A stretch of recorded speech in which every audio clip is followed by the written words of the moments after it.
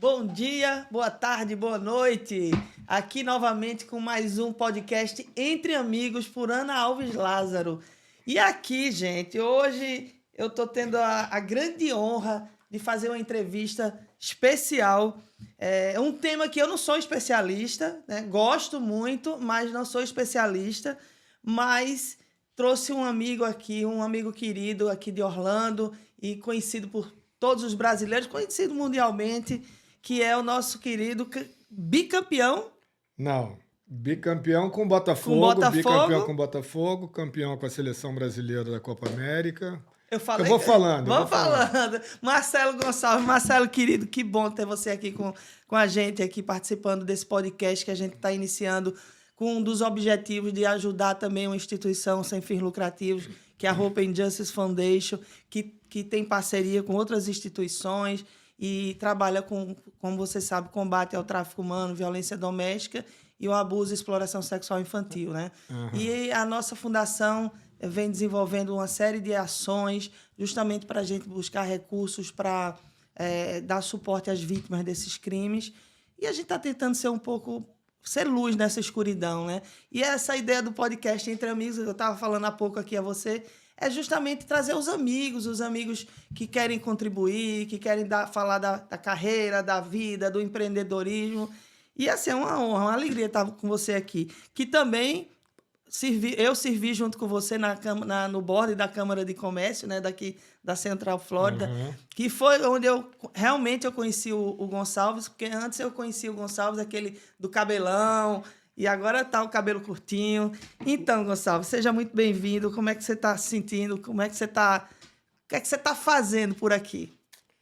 Obrigado, Ana. É um prazer estar aqui participando desse podcast Entre Amigos, até porque Orlando é uma cidade que a gente faz amizades Exato.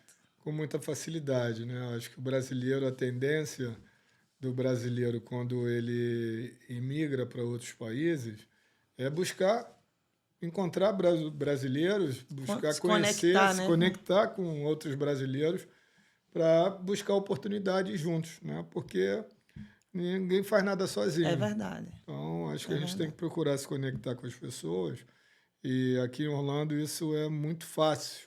Você está há quantos anos aqui em Orlando já? Eu vou completar 6 anos em Orlando. Cheguei em julho de 2017.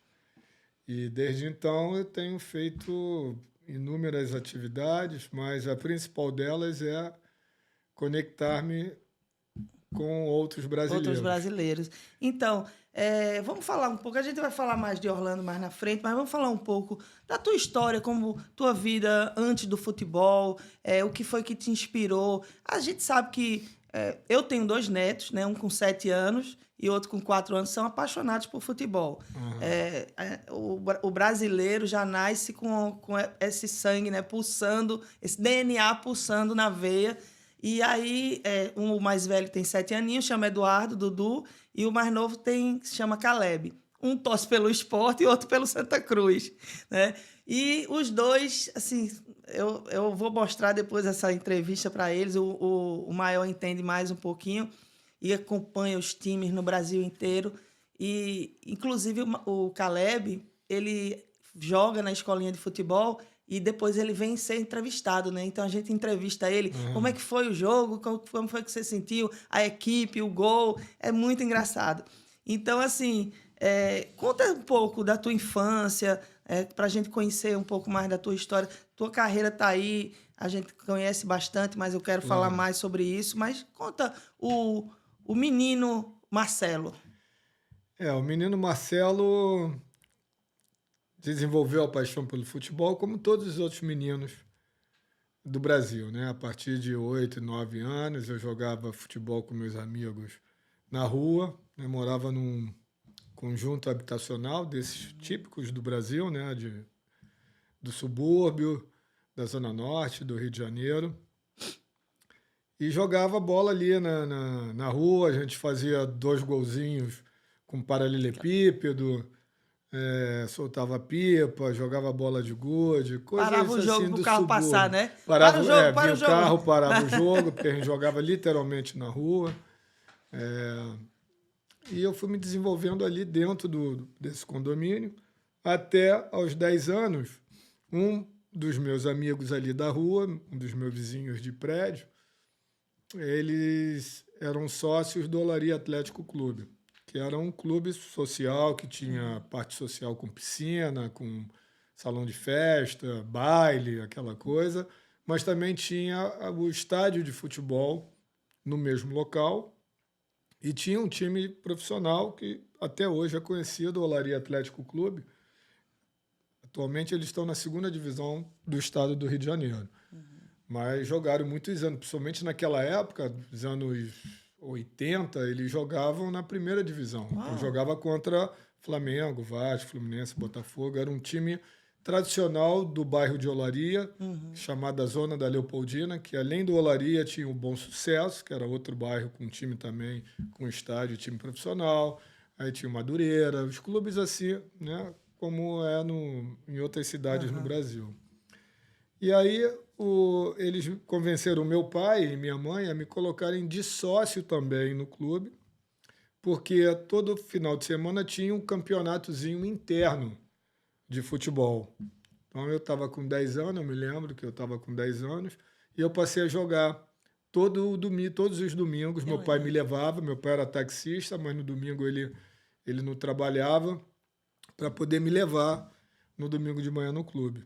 E aí eu fui jogando ali com 10, 11, 12. Quando eu fiz 13 anos, jogando só os domingos ali, durante a semana eu jogava na rua. Ia para a escola, voltava da escola, bola na rua. Bola na rua. O tempo todo jogando bola na rua. E domingo eu ia para esse clube, jogava lá um futebol mais organizado e tal, com uniforme, com árbitro, tudo isso aí. E com 13 anos, do lado do campinho, que ficava dentro dessa área social ali, do lado da piscina do clube e tal, tinha o estádio e o campo oficial, onde treinavam as categorias de base do clube, que aí era o Mirim, o Infantil, Sub-15, né? O Mirim é Sub-13. Aí depois vem o Infantil Sub-15, vem o Juvenil Sub-17, e vem o Juniores Sub-20 e o Profissional. E o técnico do Mirim, do Sub-13, me vendo jogar ali também no domingo, me chamou. Olha, eu sou técnico do Mirim aqui do clube, a gente disputa o campeonato da Federação de Futebol do Rio de Janeiro, a gente joga contra Flamengo, Fluminense, Vasco, são vários clubes, né? E eu queria que você viesse treinar com a gente, porque eu vi você jogando e gostei. Uau. Aí eu fui, fiz o teste, acabei sendo aprovado. E aí eu deixei de jogar esse campeonatozinho de só para sócios e passei a treinar regularmente, todos os dias, e jogar no fim de semana as competições, jogar contra Vasco, Flamengo, Fluminense. Isso aí com 14 anos, com 15, aí subi de categoria depois, conforme a idade você sobe para a categoria acima, e continuei jogando até meus 17 anos. Com 17 anos, eu não deixei de ser sócio do clube. Eu gostava muito de ir ao clube domingo à tarde, para o baile na matinê. Eu sempre gostei muito de música, de dançar e tal, essas coisas. Então, o meu domingo de manhã eu ia, antes de passar a jogar com 15, 16 anos no clube, eu tinha o domingo, às vezes, o jogo do campeonato da Federação do Rio. Eu jogava de manhã, meu pai normalmente me levava e assistia o jogo.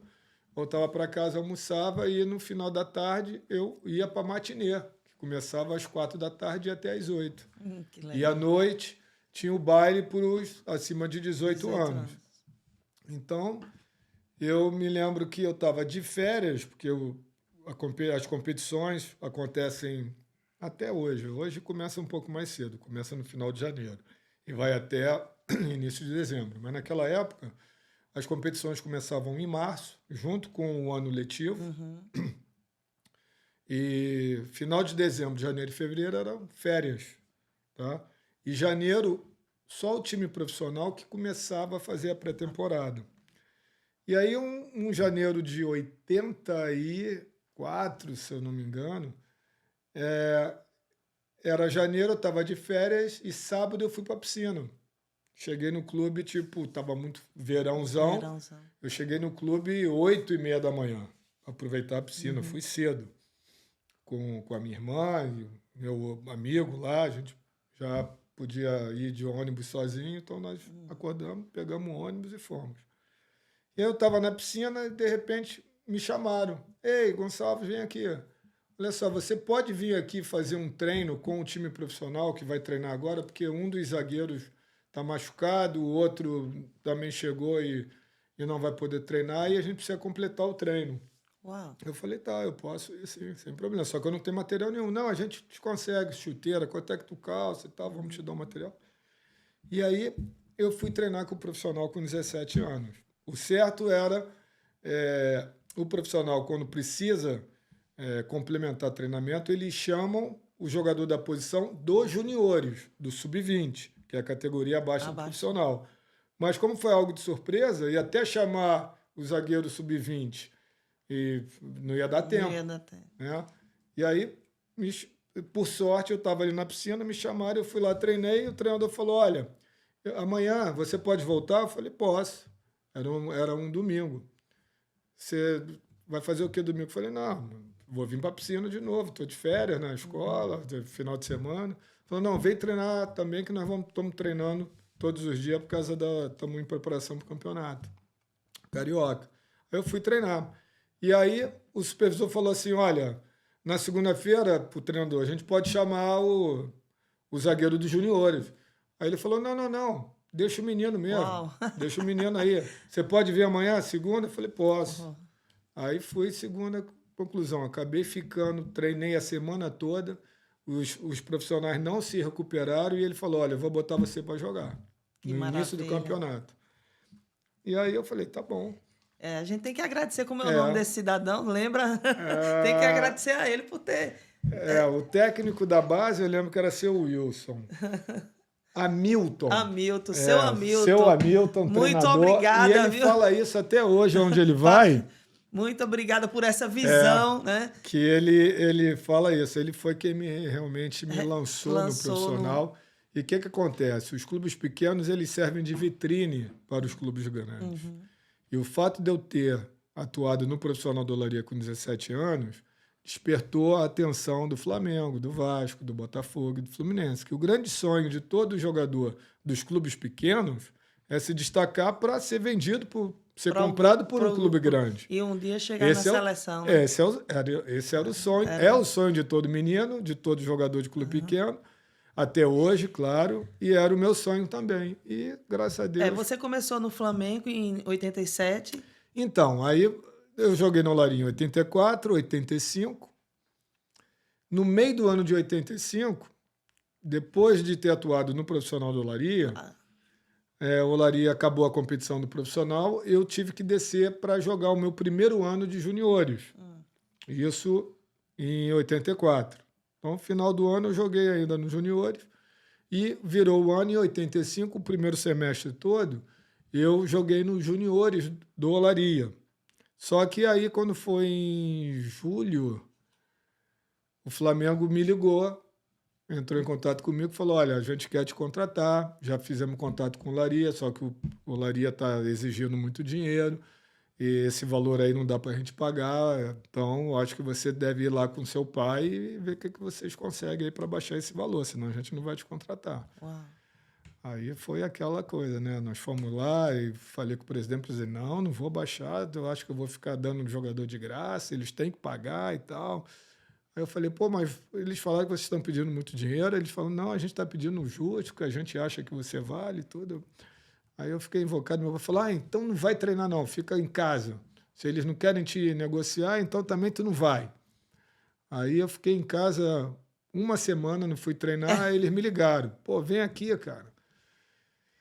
Vamos conversar. Aí eu fui lá e eles falaram, por que você ficou sem treinar? Eu falei, porque meu pai não deixou eu vir treinar, tá aborrecido porque vocês não querem baixar o preço.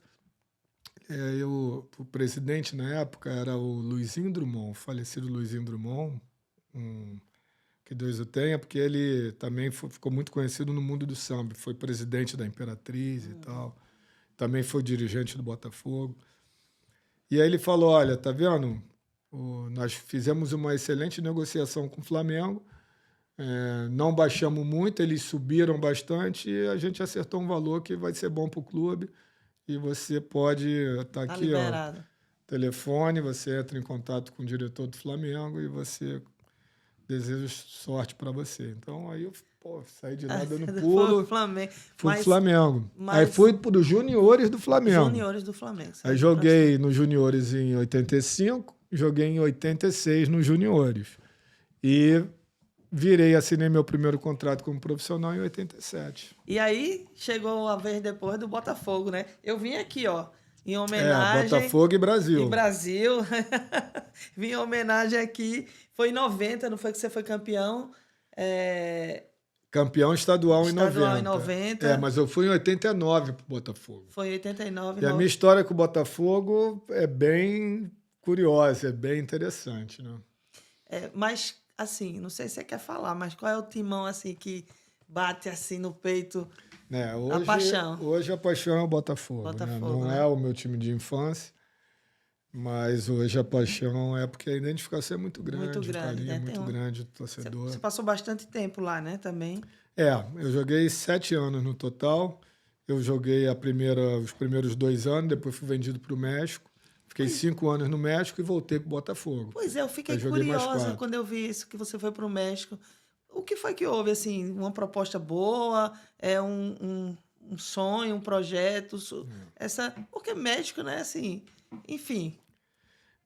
Assim, é interessante, deixa eu falar da minha história com o Botafogo, porque quando eu estava jogando no Flamengo, eu subi, assinei o primeiro contrato em 87, e o Flamengo só tinha fera. Zico, Adílio, Andrade, aquele time remanescente, alguns jogadores remanescentes da década do timaço que ganhou tudo, né? Foi campeão do mundo, Libertadores. Na zaga, simplesmente, os zagueiros titulares eram o Moser, né? Cria da casa e campeão mundial e tudo. E o Flamengo tinha repatriado o Edinho, que era da seleção brasileira, tinha jogado 3 Copas do Mundo.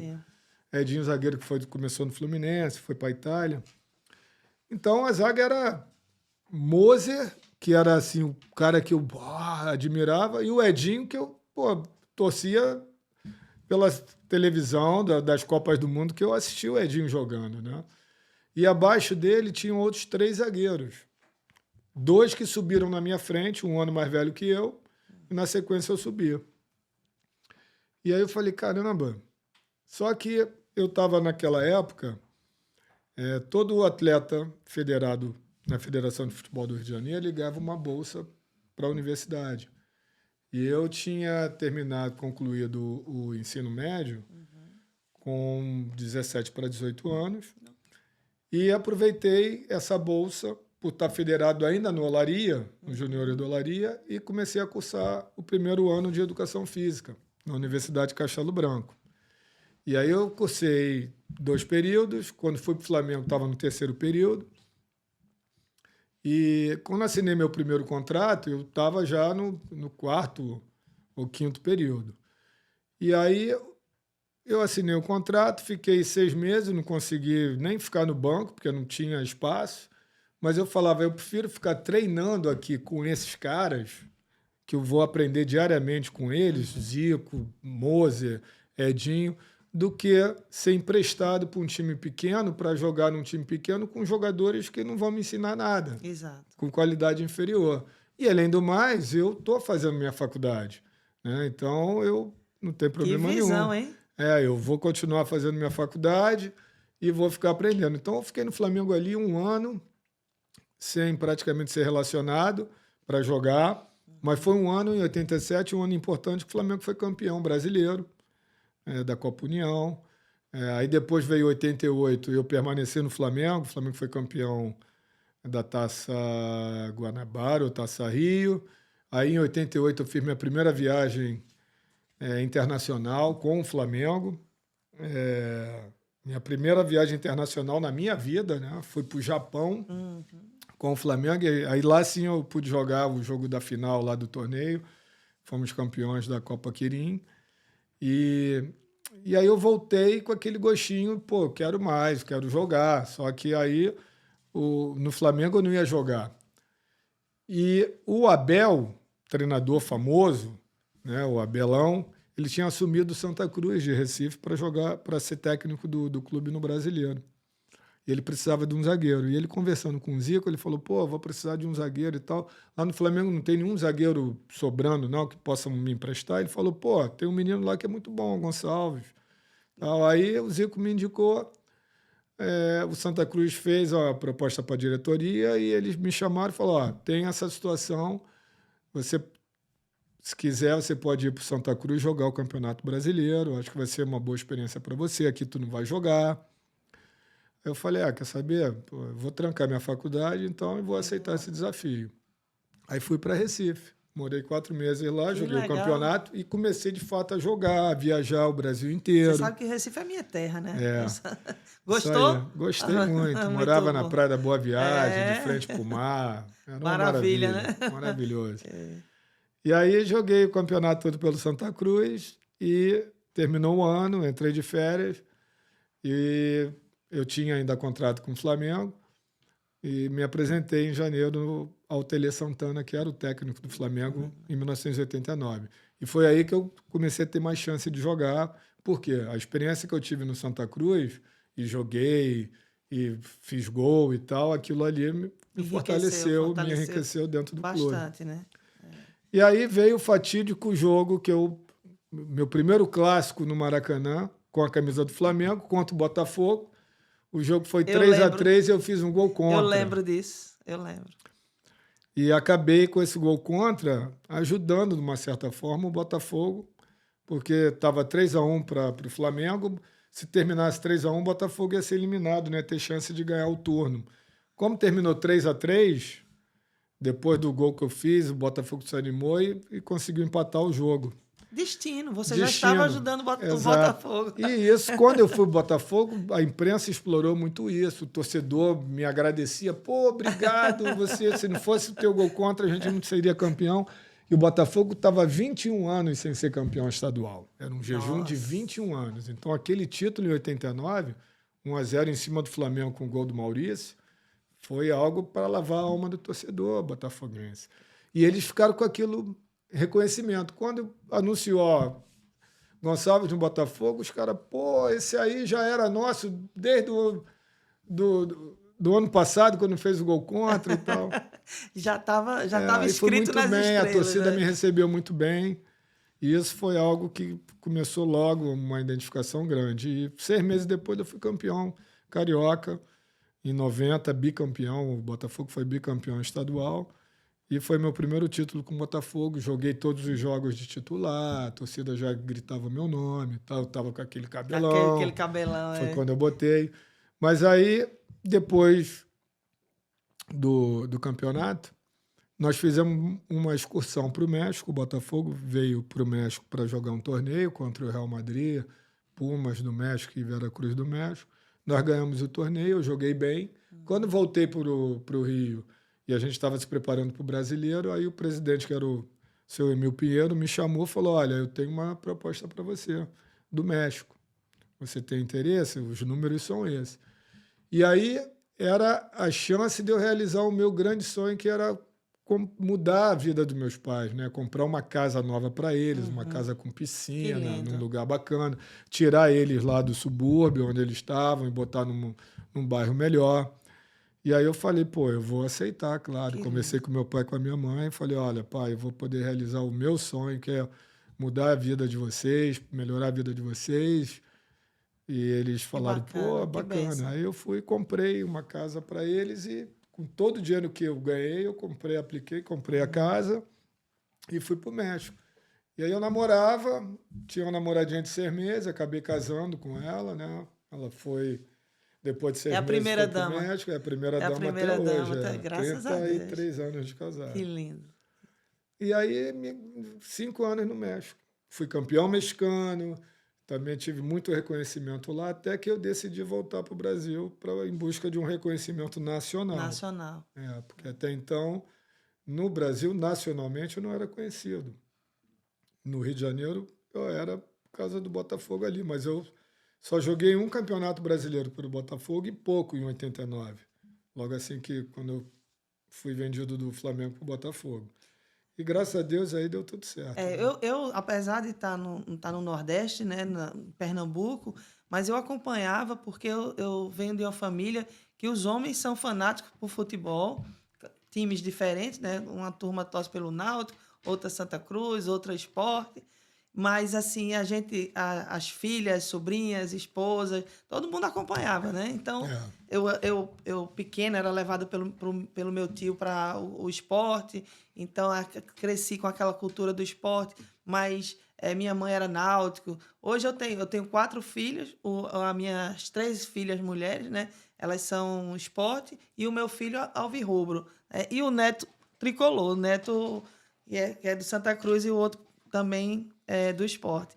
Então, assim, sempre foi muito presente o futebol na minha vida. Né? E eu gostava de jogar futebol. Eu fui Aham. criada na rua também. Por isso que eu Jogando falei, futebol. para o time, o carro vai passar. Então, eu cresci dessa forma, jogando Aham. futebol.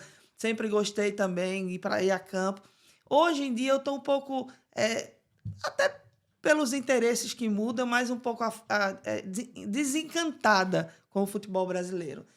Não com o futebol em si, mas com a forma como ele é conduzido. Né? Então, assim, você que viveu, você que é um atleta, um jogador de futebol campeão, uma pessoa de destaque que fez uma carreira brilhante, né? Construiu uma carreira brilhante, hoje continua conectado com essa indústria do futebol.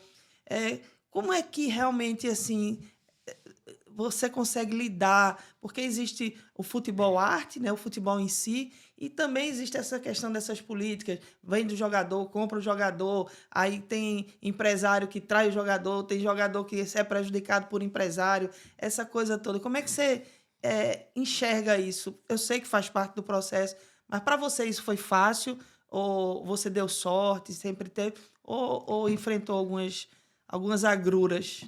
Isso aí eu posso falar bem do meu pós-carreira, né? Uhum. O meu pós-carreira, nos últimos 20 e poucos anos, eu tenho feito justamente isso: contato, conexões com clubes pelo mundo inteiro, intermediação Uhum. de, de negociação de jogadores do Brasil para clubes no mundo, e me especializei em gestão esportiva para poder trabalhar como executivo de futebol, Que legal. que foi o último emprego que eu tive no Brasil antes de vir para os Estados Unidos. Eu fui executivo de futebol do Avaí, em Florianópolis.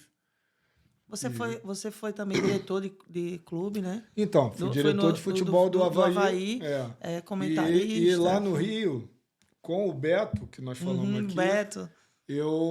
nós fundamos a Universidade Estácio de Sá Futebol Clube, que foi um dos primeiros clubes empresas a ser criado no Rio de Janeiro. Eu tinha uma experiência de ter jogado 5 anos no México em um clube que pertencia a uma universidade privada e que era um clube empresa. Então eu conhecia O a mecanismo, a estrutura, como é que estrutura. era. E lá no Rio de Janeiro, depois que eu encerrei a minha carreira, em 2001, eu comecei a trabalhar logo como comentarista esportivo no Sport TV. Trabalhei em 2001 e 2002 como comentarista, viajando o Brasil todo, fazendo jogos, comentando os jogos. Mas aí eu ia muito numa academia lá na Barra da Tijuca e eu conheci um sueco que era dono de 2 campos de futebol, society, dentro dessa academia, que era a maior academia que tinha lá no Rio de Janeiro. E ele me convidou, comecei a fazer uma amizade com ele e decidi investir na própria academia, construir mais 2 campos. Me tornei sócio dele, fiz o investimento, aumentamos o complexo de futebol para alugar os campos, fazer torneios do fim de semana e alugar durante a semana, era um business. E acabei pensando, falei, pô, você é sueco, será que você... Tem muito jogador brasileiro na Suécia, tem como fazer essa pesquisa? Aí ele foi lá pesquisar, na primeira divisão só tinha um brasileiro jogando em um clube, de 12 ou 14 clubes. Eu falei, você conseguiria apresentar o meu currículo, enviar para alguns clubes e pedir para fazer uma reunião para a gente ir lá visitar os clubes e oferecer outros jogadores brasileiros para esse clube? Aí ele conseguiu, fez uma agenda, agendou lá uma visita a 10 clubes. Aí eu peguei, fui com ele, viajei, fiquei 15 dias rodando lá na Suécia. E depois, na volta, nós abrimos uma empresa de consultoria esportiva juntos para poder promover jogadores do Brasil. E fizemos isso durante 10 anos. Levamos mais de 50 jogadores do Brasil para a Suécia, Noruega, Dinamarca, Finlândia. Foi uma experiência bem legal. Só que aí, todo esse processo de... você acaba se envolvendo muito com os jogadores e acaba sendo traído pelos jogadores que te pedem a tua ajuda, mas depois você ajuda e aí depois ele vai com outro empresário que chega e dá um dinheiro e você acaba achando que ia ajudar o menino, cuidar da carreira, e isso acaba ficando um pouco... Isso me decepcionou bastante. Aí eu falei, eu vou... Tá vindo aí o Copa do Mundo, o Brasil ganhou o direito de sediar a Copa de 2014. E em 2011 eu decidi fazer um MBA da FIFA, que foi o primeiro MBA em gestão esportiva da FIFA, junto com a Fundação Getúlio Vargas, no Rio de Janeiro. Maravilha. Então eu peguei e fiz parte da primeira turma, já visando e trabalhar no Mundial do Brasil, né? Ajudar a organizar e tal. Por certo, quase que eu fiz parte do COL, do comitê organizador, durante a Copa do Mundo. Ou seja, você sempre teve essa veia empreendedora, né?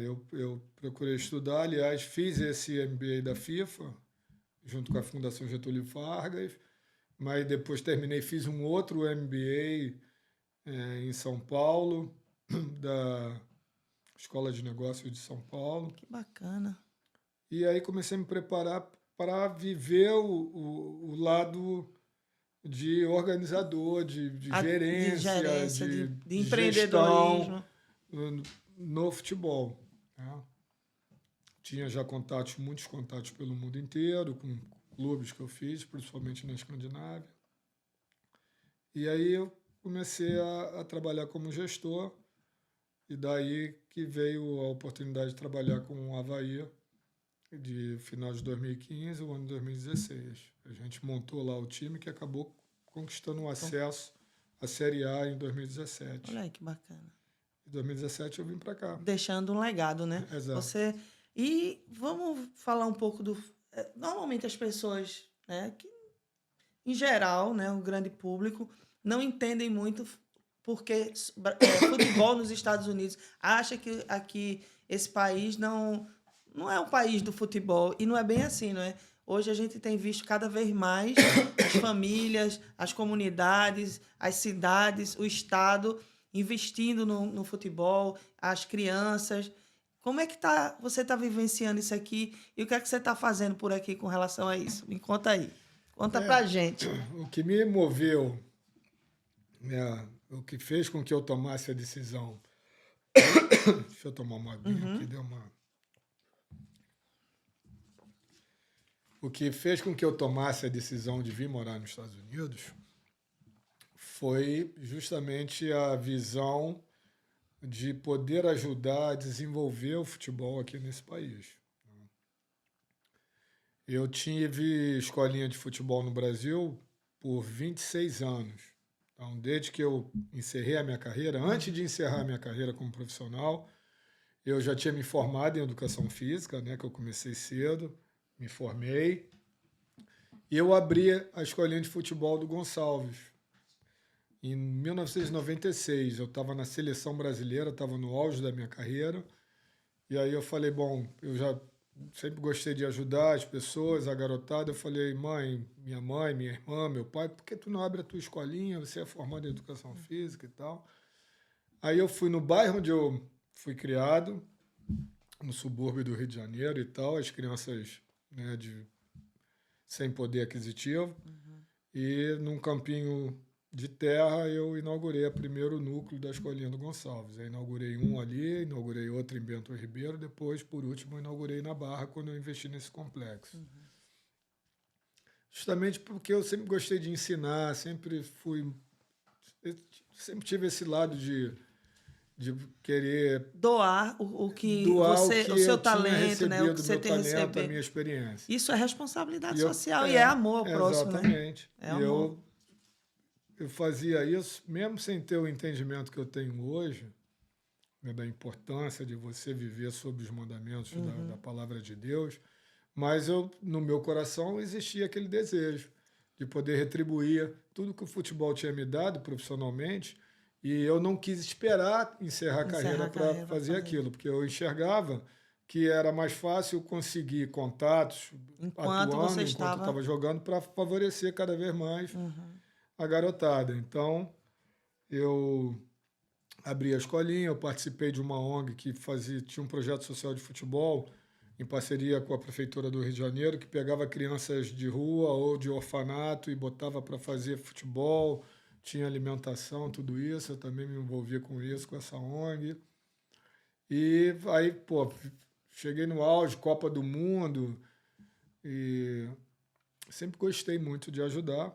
E depois eu acabei encerrando a minha carreira, e quando eu fiz um investimento na Barra, virou o meu business, né? Virou o meu negócio. Apesar de que eu tinha de retorno financeiro, não era muito representativo no meu orçamento mensal e tal, mas eu gostava, né? Eu contratei meus professores, eu me reunia com os professores, eu montava o planejamento anual, os treinamentos, eu ia todos os dias, supervisionava, fiscalizava, ia no torneio com a garotada, e a garotada legal. adorava O eu ídolo. estar ali do lado de fora, e aí tirava foto comigo, aquela coisa. Então passei a viver e doar boa parte assim do meu tempo para a garotada, para ensinar durante a semana que eu ia assistir os treinamentos. Eu sempre auxiliava os treinadores, eu dava dicas. Final de semana, sempre que eu podia, eu ia para os torneios. Os pais gostavam de me ver lá e conversava. Quando eu era campeão, a gente comemorava juntos. Maravilha. E eu fiz isso durante muitos anos, até a pandemia, que me impediu de ir ao Brasil, e eu acabei perdendo o meu contrato com o local que eu tinha. Porque para vir para cá eu vendi esse meu complexo de futebol, porque a academia poder investir aqui. A dona da academia resolveu vender, e eu acabei vendendo também. O complexo. E aí vim para cá, mas mantive eu tinha 2 núcleos na Barra. Do meu complexo, que eu era dono, eu vendi, e o outro eu tinha um contrato de cessão de um campo dentro de um condomínio grande chamado Rio 2, e ali eu fiquei 8 anos fazendo a escolinha com meu nome e tal, mas não era meu. Agora você vê, né? Como é incrível, você conseguiu, por uma motivação, eu atribuo superior, divina, por ter esse amor no seu coração, de querer compartilhar o que você tem de conhecimento no futebol. Você conseguiu conciliar sua carreira, né, jogando ainda, com escolinhas, com essa preocupação social, com também o empreendedorismo. Então, assim, você equilibrou. Eu preciso ganhar dinheiro, preciso trabalhar, tenho uma família para sustentar, né? Tenho meus pais, vou ganhar dinheiro com o meu talento, mas também vou ajudar pessoas. E o que eu achei incrível é quando você falou, na sua ida para o México, pensando em ajudar seus pais, ter uma casa melhor. Deus honra, né? Claro. Deus honra. E todo mundo aqui que conhece você sabe que você é uma pessoa muito querida, uma pessoa que está sempre buscando se conectar com ações sociais, você tem essa visão, que é a visão de um cristão verdadeiro. Claro. Né? Porque, primeiro mandamento, amar a Deus sobre todas as coisas. E o segundo, ao próximo como a gente mesmo. Como a si mesmo. A gente fazer o bem e amar os nossos filhos, pais, é fácil. Né? E aqueles que a gente não conhece, aí é que é o grande desafio. Ou aqueles que a gente não gosta, né? Claro. Não tem simpatia. É esse o grande desafio. Mas é esse desafio que Jesus Cristo chama a gente, né? Verdade. Por isso que, assim, eu teria feito muito mais do que eu fiz se eu tivesse conhecido a Jesus naquela época, né? Porque, assim, o futebol me levou para o mundo, né? Então, eu comecei a conhecer, através do futebol também, as coisas do mundo, né? É verdade. Muitas tentações e tal, e você acaba mesmo agradecendo a Deus pelas conquistas, mas você acaba se deixando levar muito pelas tentações e não vivendo hoje, com o conhecimento que eu tenho, a vida que um cristão, né, e todo ser humano deveria viver, Exato. certo? Respeitando e honrando os mandamentos de Deus. Então, assim, eu viajei o mundo, eu conheci de tudo, eu sempre entrei em favela para, se me convidasse para ir jantar, almoçar dentro da favela, eu ia, mas também fui convidado para jantar em palácios, com o príncipe, com o rei, com o presidente, eu também fui. Enfim, eu conheci de tudo, né? Conheci tudo que é a pobreza no nosso país e conheci e circulei também na mais alto nível da nossa sociedade, né? Deus estava forjando você, preparando você para, no dia que chegasse o momento desse encontro com Jesus, exato. você ter essa experiência. Porque uma coisa é quando a gente conhece Deus de ouvir falar, outra coisa é quando a gente conhece Deus da experiência sobrenatural, né, da vivência com Ele. Então, existe uma diferença abissal nisso aí. E na época que eu jogava, eu tinha alguns amigos meus que eram cristãos, e tinha um movimento que era os Atletas de Cristo. Os Atletas de Cristo. E olha que, assim, eu sempre fui muito aberto a novos conhecimentos, a aprender e tal. E, por diversas vezes, eles me convidaram para ir nas reuniões dos Atletas de Cristo. Eu fui, ouvi a palavra, mas é aquela coisa mas ficou legal, lá, viu? Ficava palavra, lá. Ela não volta vazia, ficou ouvia lá. E tal, mas depois acabava cedendo o mundo a carne, né? Tem uma tendência aí nessa, mas a palavra não volta vazia, aquilo que você mas ouviu eu lá, acho que o Deus enxerga e conhece o nosso coração, conhece. E para aqueles que têm um coração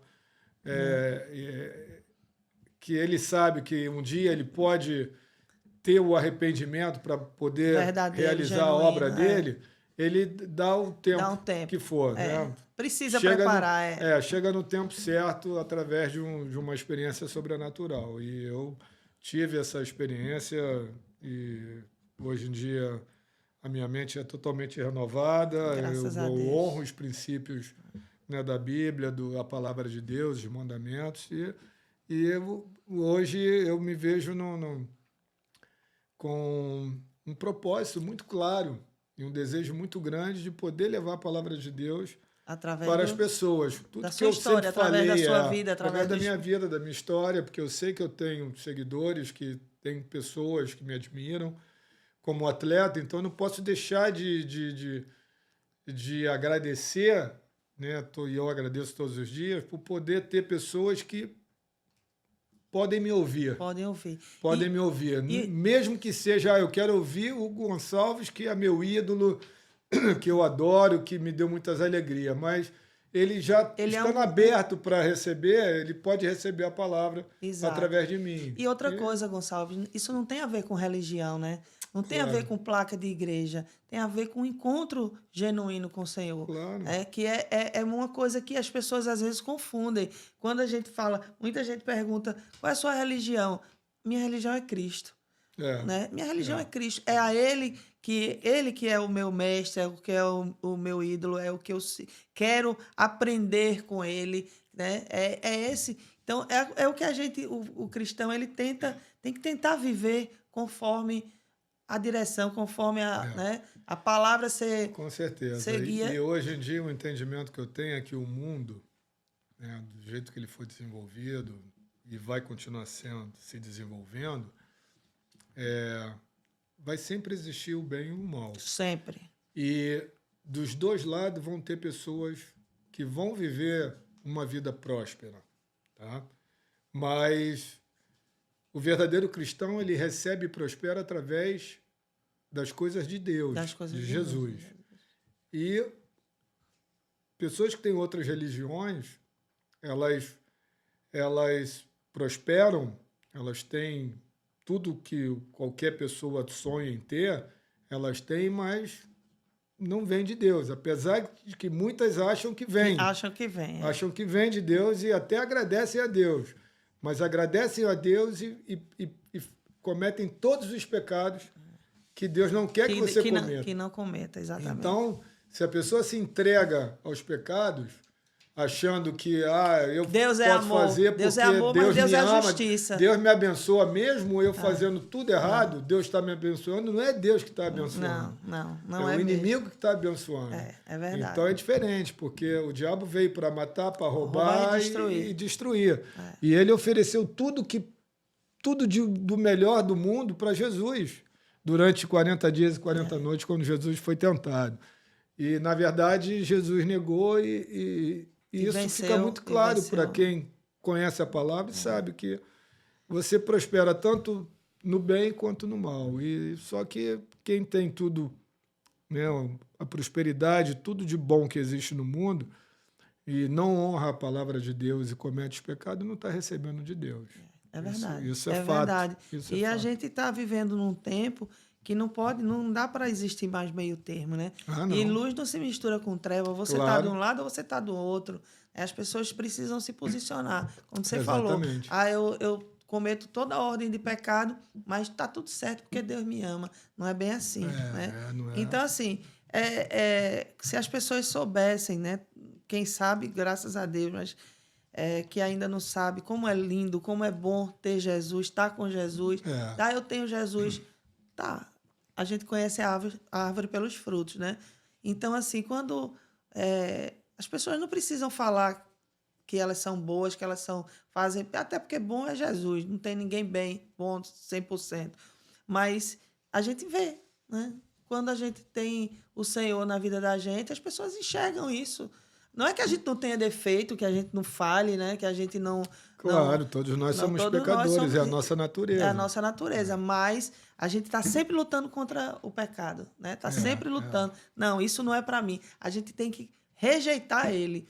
E você, como uma personalidade importante, como Deus tem te usado e pode te usar e vai te usar ainda mais, né? Para que as pessoas... Para mostrar o amor de Jesus, né? Como transformou sua vida. Isso um exemplo para os novos jogadores, para quem está começando agora. Assim, eu acho que... E quando eu falei da evolução do mundo, porque antes você só podia ouvir a palavra se você fosse na igreja, né? Ou você tivesse acesso a algum pastor. E hoje em dia, com a tecnologia, você pode ouvir a palavra 24 horas. 24 horas, exatamente. Né? Você pode não só ouvir, mas como você pode ver vídeos e as pessoas... o exército de Cristo está crescendo cada vez mais e a palavra está se multiplicando. E assim como as coisas do mundo também, o inimigo está crescendo igual. Exato. Mas a gente tem que A gente precisa tirar a bainha da espada e guerrear, né? Não a espada física. Eu fico feliz. Mesmo. Hoje em dia tem muitos jogadores que têm uma rede social com milhões de seguidores e que usam, que são cristãos, eu também, estão usando essas redes sociais para poder propagar o amor de Cristo, né? O amor a palavra de Cristo, de Deus. A palavra de Deus. Isso é muito importante. É isso mesmo. E o futebol, ele é uma ferramenta importantíssima não só de transformação social, né, como também transformação educacional, de personalidade, né, de caráter. Você falou da escolinha, tira as pessoas do subúrbio, aqueles meninos que estão na rua, muitas vezes cheirando cola, usando droga, servindo né, as coisas que não são legais. E aí o futebol vai, tira aquela pessoa ali. Quando o jogador ele se revela, né, que ele está no auge, aí tem o perigo, né, das tentações, mas se Deus tem um propósito ali naquela vida, vai chegar uma hora que vai... Ou é pela dor, né, ou é pelo amor, né? Com certeza. Mas vai chegar uma hora que vão todos se render. E aqui em Orlando, você tem a escolinha, você trabalha com crianças, com futebol. Como é que funciona? Atualmente, eu aqui nunca trabalhei em nenhuma escolinha de futebol, porque tem muitas, né? Soccer Academies. Mas eu represento uma empresa brasileira que desenvolveu uma tecnologia, uma plataforma de avaliação de performance de atletas através de um app que o aluno, o atleta, a criança, os pais, eles podem baixar esse app e através desse app ele consegue acessar a todos os fundamentos que são avaliados, né, como passe, o chute, cabeceio, controle de bola, domínio. E tem uma nota que é aplicada pelo coach, pelo treinador, e um feedback do que ele precisa melhorar, dos seus pontos fortes e pontos fracos. Então, eu estou há 4 anos, já viajei aos Estados Unidos, já fui para outras cidades. Aqui em Orlando, em algumas academias, eu já fiz essas avaliações, né, ensinei os coaches a fazerem, e a gente tem esse trabalho ainda está começando. Esse é um business. Esse é um dos business. Um dos né, business. que eu estou envolvido, certo? Também tem um outro business que é a Air Soccer, que é uma empresa que nasceu aqui em Orlando, que fabrica essas mesas de jogar futebol, igual a concorrente na Europa, que é a Tech Ball, que é redonda, curva, né? E a nossa mesa é uma mesa inclinada, que parece uma asa assim, por isso é Air Soccer. E no Brasil tem a Fute Mesa, que é uma mesa flat assim, uma mesa reta, e que, né, você joga 1 contra 1 ou 2 contra 2. Então, esse é um outro business que eu tenho me desenvolvido aqui, que eu tenho participado ao longo dos últimos 3 anos, com essa empresa chamada Air Soccer. E também tem alguns alunos que eu faço treinamentos privados, né, treinamentos de alta performance. Tenho cliente que é como atleta coach, profissional, né? como coach. Tenho cliente que é jogador profissional de futebol, que vem, treina comigo 1 hora, 1 hora e meia. Tenho americanos, meninas, meninos de diferentes idades. Porque além dessas empresas, eu tenho a minha própria empresa de consultoria esportiva, que é a MG Sporting Consulting. E através dessa empresa eu tenho contatos com clubes, eu posso fazer clínicas de futebol pelos Estados Unidos todo, né, para receber através dessa empresa como uma consultoria esportiva. E sou embaixador também da IMG Academy, que fica em Bradenton, 2 horas e meia daqui, mas é a maior estrutura que eu nunca vi nada igual no mundo em termos de estrutura educacional e de esportes. É a número 1 nos Estados Unidos e talvez é a maior do mundo, né, em termos de espaço físico, de estrutura física para o desenvolvimento do esporte e do ensino, porque lá eles são high school, é privado, claro, e é um investimento alto pela estrutura que é, né, pelo padrão de qualidade que eles têm. Mas é também a que tem o maior reconhecimento dentro do país, onde é a que mais revela atletas de alto nível para os diversos esportes americanos profissionais, né, como futebol, voleibol, futebol americano, beisebol, basquetebol, né, atletas para NBA, tênis, golfe. Né, eles têm 57 quadras de tênis, aí da IMG saiu Eu conheço o Brandon, tu é aqui próximo, né? 2 horas e meia daqui. 2 horas perto de Tampa. E o contrato que eu tenho com eles como embaixador é recrutar alunos para desenvolver, para pagarem e estudar o programa anual, né, morando dentro do complexo ou fora, mas pagar que incrível. o programa anual e praticar esporte, que pode vir a ser um atleta profissional no futuro. Né? E nesse momento você está envolvido com algum projeto social aqui em Orlando? Algo focado com futebol, com esporte? Aqui a gente tem realizado desde 2018 o Brazilian Soccer Legends e Amigos de Orlando, que é um futebol beneficente que eu realizo todo final de ano. E para as pessoas levarem alimentos, roupa e tal, brinquedo, para a gente doar para instituições carentes aqui de Orlando, para a garotada. Né? Felizmente, ano passado a gente não conseguiu realizar, porque a Copa do Mundo foi em dezembro. E aí não estava todo mundo focado na questão da Copa do Mundo. Mas esse ano, 2023, se Deus quiser, nós vamos realizar. A gente tem, como você sabe, né, que eu presido uma instituição que a gente trabalha com crianças que foram abusadas, jovens, resgatados pelo tráfico humano ou pelo abuso sexual, explorados sexualmente.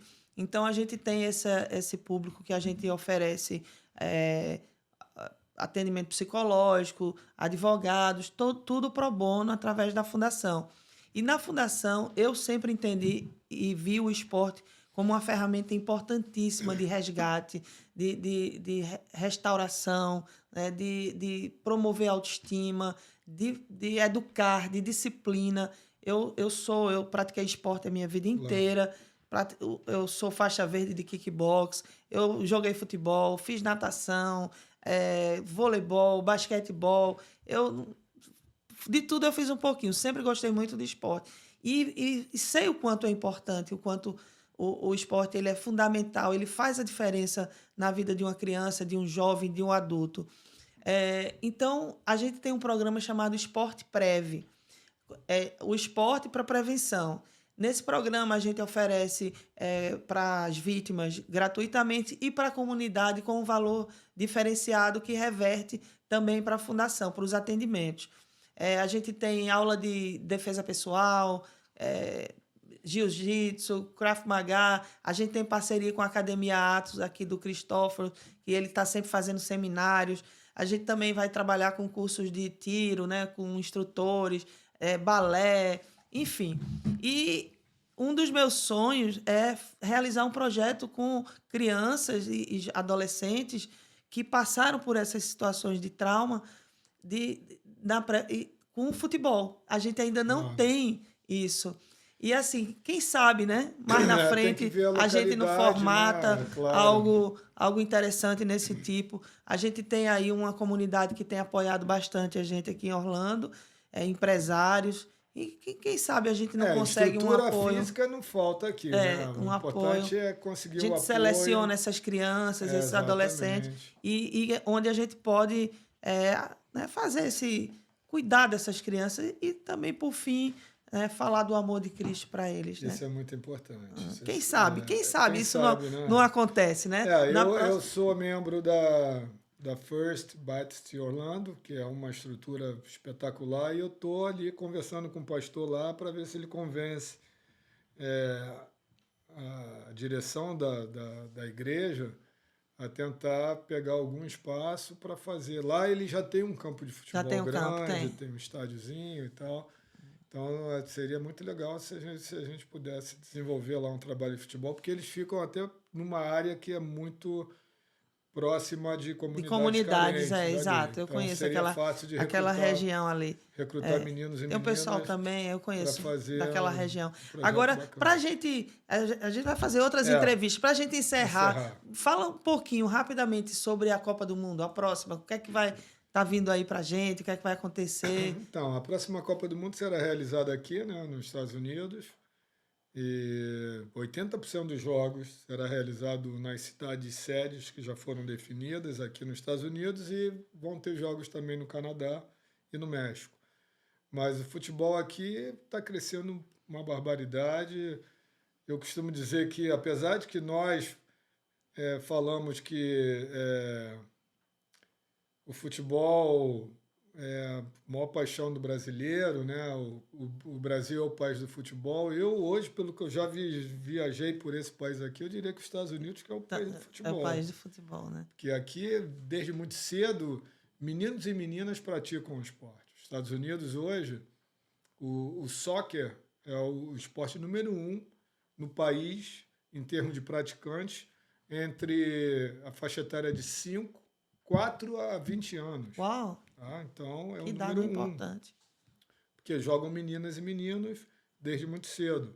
E tudo que é de investimento. Hoje mesmo eu postei um vídeo num parque público, que eu dei um treinamento privado antes de vir para cá, de uma estrutura espetacular. Então, a gente vê realmente o investimento nisso. O investimento que é feito, a atenção que o governo dá para o esporte, para a educação, de uma maneira geral, revertendo os recursos que são pagos, né, os impostos que são pagos pelo contribuinte, pelo americano, ou pelo morador do país, eles revertem realmente para investir esses benefícios em estruturas públicas, campos. Aqui a gente consegue ver, não só em Orlando, mas em todas as cidades, em todos os estados, você vê parques públicos com 10, 15 campos de grama natural, bem tratado, com estrutura, com banheiro, com tudo. E é algo que você vê existe uma demanda gigante, muitos torneios, né, entre as escolinhas de futebol que existem, que são muitas, e é algo que eu acredito que os Estados Unidos, nos próximos 5 anos, acho que depois da Copa do Mundo, eu diria que em 10 anos, os Estados Unidos vai ser a Liga Profissional Americana, eu acho que vai ser a segunda ou a terceira que mais vai movimentar dinheiro no mundo, no Uau. planeta, Uau. né? Em função da organização que eles têm. Marcelo Gonçalves, que honra, que prazer. Que Deus te abençoe, meu querido. Muito bom. Você... Obrigada pelo convite. Não será o último, vamos Não, fazer outras claro, entrevistas. vamos Não será, fazer vamos outras, fazer sim, outras. sem dúvida. E vamos trazer outros jogadores aqui, amigos, convidados, entre amigos sempre. Claro. Com a bênção do Senhor aqui, É isso aí. seguindo firme. Muito obrigada, querido. Se você quiser deixar alguma palavra para quem vai ouvir a gente aí nesse vídeo. Não, com certeza. Eu tenho meditado diariamente, né, e isso é muito importante, a gente fazer isso, né, o nosso devocional. Eu não saio de casa sem fazer o meu devocional, sem agradecer a Deus e a Jesus pela presença deles na minha vida, e isso é muito importante. Então, a gente honrar os mandamentos de Deus, né, quando... Eu medito diariamente numa oração que Jesus faz essa oração, e está em João 17, ele diz: não ore somente por esses discípulos, pelos apóstolos que ele escolheu, né? Jesus escolheu uma equipe, foram 12, né, para mostrar, ele tinha poder para fazer tudo sozinho, mas ele não quis fazer sozinho, ele quis ensinar, porque ele sabia que o propósito era multiplicar. E quando ele diz que não ora apenas por aqueles discípulos, mas igualmente por todos que vierem a crer nele, através da mensagem desses discípulos. Ou seja, ele sabia que a mensagem dos discípulos, que essa equipe que ele formou, ia se multiplicar, ia virar bilhões de pessoas falando do amor dele, do propósito dele na Terra, e o mundo iria se desenvolver a partir daí, né? Porque a partir do amor de Jesus, a Bíblia cita que tudo é possível naquele que crê. E o mundo se desenvolveu, tudo que foi criado no mundo, né, veio através da mente humana, e a mente humana é a maior criação de Deus, né? E por isso o mundo... tudo que existe no mundo, a gente fica assim sem entender como que nós fizemos isso, né? Toda a tecnologia, avião, foguete e tudo construção civil, tudo com a permissão de Deus e a criação de Deus. Inclusive, Deus criou o futebol também. Exato. Né? E atualmente eu tenho levantado essa bandeira pela paz, eu acredito, pela paz e o amor no futebol entre os torcedores, né? Porque Deus criou o futebol para nós celebrarmos a vida, para a gente poder, importante com o nosso sentimento de a cada final de semana de alegria e de tristeza, alegria quando vence e tristeza quando perde, a gente se alegrar e saber desfrutar dessa nosso estado de ânimo de alegria, né? E exalando o amor. E também saber superar a tristeza da derrota, né, o mais rápido possível, porque faz parte a derrota faz parte da vida. Então a gente tem que superar isso. É isso mesmo. Então a gente tem que estar engajado nessa campanha de falar do amor de Jesus. João 17. João 17. Né? Isso é super importante, porque em João 14, antes do 17, ele começa a preparar a gente porque eu acho que é o mais importante da mensagem. E o livro de João, para mim, ele é tudo na vida de qualquer pessoa, porque realmente ali ele vivenciou muito. A verdade. Exatamente. Então, é super importante quando a gente realmente entende essa mensagem e passa a viver de acordo com ela, né? Colocando nas nossas atitudes, nos nossos gestos, lembrando o tempo todo. E Jesus fala que nós também seremos capazes de realizar tudo aquilo que ele realizou e obras maiores ainda do que as que ele realizou. Uau. Né? Ele fala isso em João 14, versículo 12, 13. E ele finaliza pedindo para a gente honrar e cumprir os mandamentos. Se nós amamos, se você ama a Deus, cumpre os mandamentos dele. Né? Enfim, então é isso. Muito obrigada, viu? Deus te Até abençoe. a próxima. Até a próxima. Tá joia. Obrigada a vocês. Valeu, um abraço Valeu. a todos. Abraço. Deus abençoe.